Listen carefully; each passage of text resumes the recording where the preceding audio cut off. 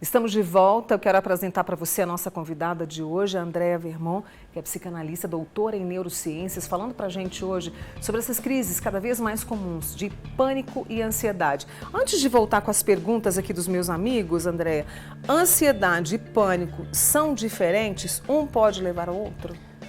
O pânico é a exacerbação da ansiedade.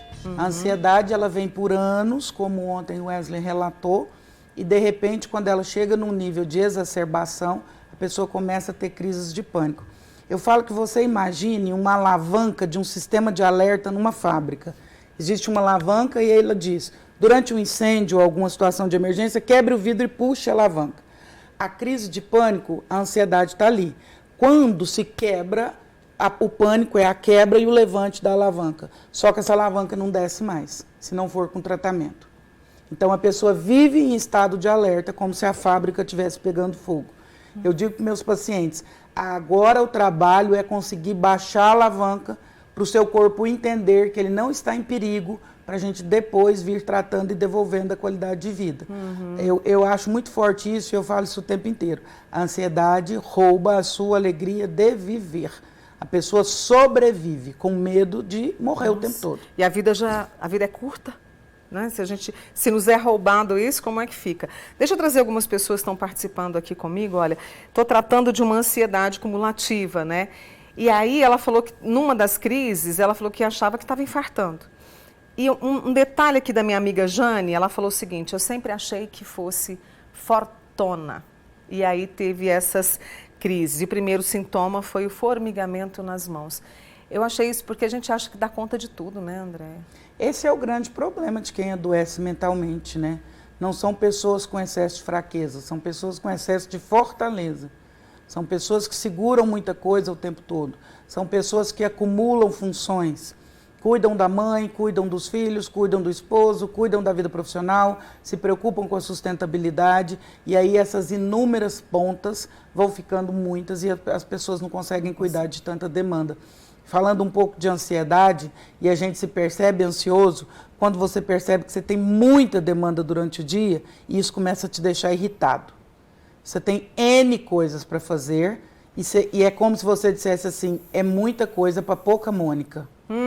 Eu tenho que olhar no WhatsApp, eu tenho que fotografar, eu tenho que gravar não sei o quê, eu tenho que isso, eu tenho que aquilo, e aí a sensação, e aí esse é um indicativo de ansiedade. É muita coisa para pouca Andréia. Parece que eu não dou conta da quantidade de demanda que eu tenho. Ali eu já estou num processo de TAG, transtorno de ansiedade generalizada. E aí é preciso riscar algumas coisas, que é o difícil, porque a sociedade quer que façamos. Cortar para poder respirar e ter o meu momento? Autocuidado não é egoísmo, Mônica. Jesus diz amar o próximo como a ti mesmo. Jesus falava numa linguagem parabólica que ele usava uma inversão de frases. Então é amar a si mesmo para só então conseguir amar o próximo. Você não vai conseguir cuidar de todo mundo, infelizmente. Então são demandas a serem escolhidas. O que realmente é meu e o que é do outro. E aí estabelecer esse limite. Ou, desculpa, mas morrer. Não, pelo amor de Deus, né? Deixa eu trazer aqui, olha.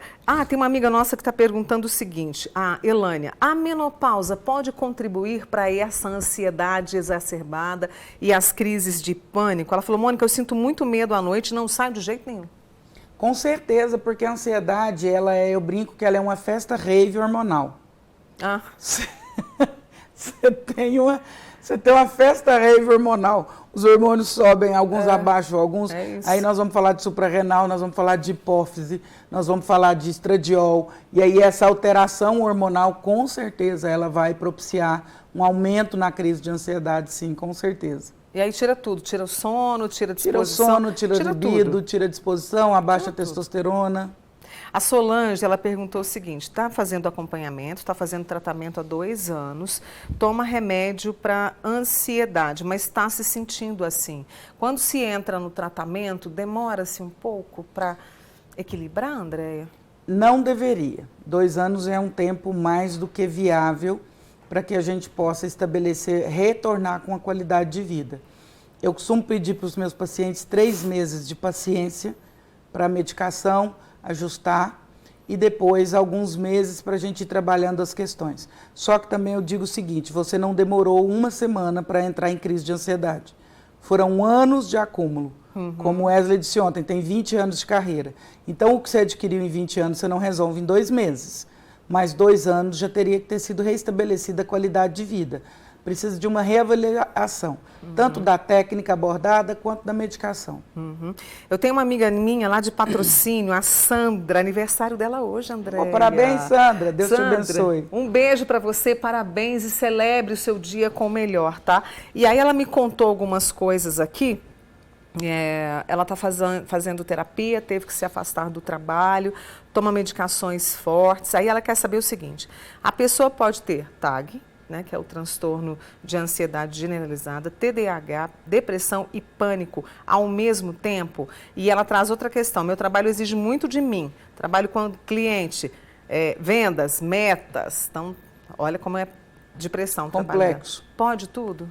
Pode. Lá no DSM, Mônica, que é o Dicionário de Doenças Psiquiátricas ou Psicopatológicas, ele traz um capítulo sobre a ansiedade. A ansiedade tem mais de 80 doenças associadas.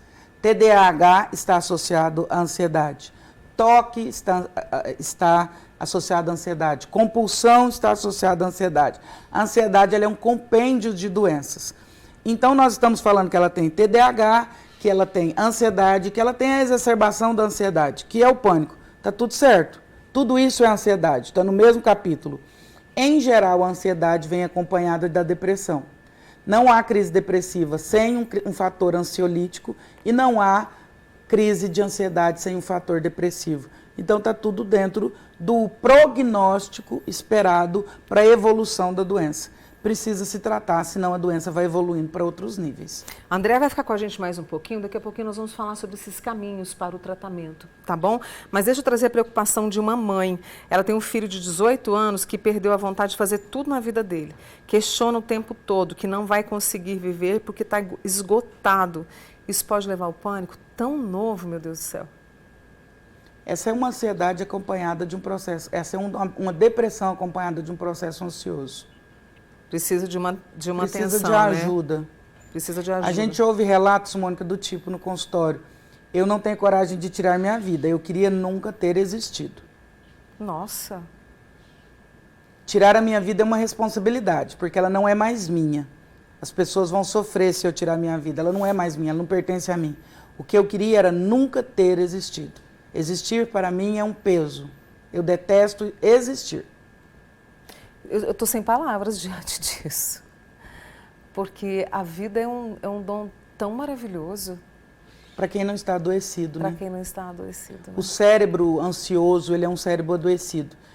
Se a gente pudesse trazer imagens, né, do que a gente fez no doutorado, se você faz uma ressonância magnética, um exame de imagens, você vê claramente um cérebro saudável e um cérebro ansioso. Um cérebro ansioso está inundado de neurotransmissores ruins. Ele está envenenado, ele está inflamado, ele está adoecido. E aí a percepção que ele tem de realidade é totalmente diferente da percepção que uma pessoa não ansiosa tem. Vou fazer mais uma pausa com a Andréa Verbon, que é psicanalista e doutora em neurociências, com a gente aqui hoje falando sobre pânico, sobre ansiedade.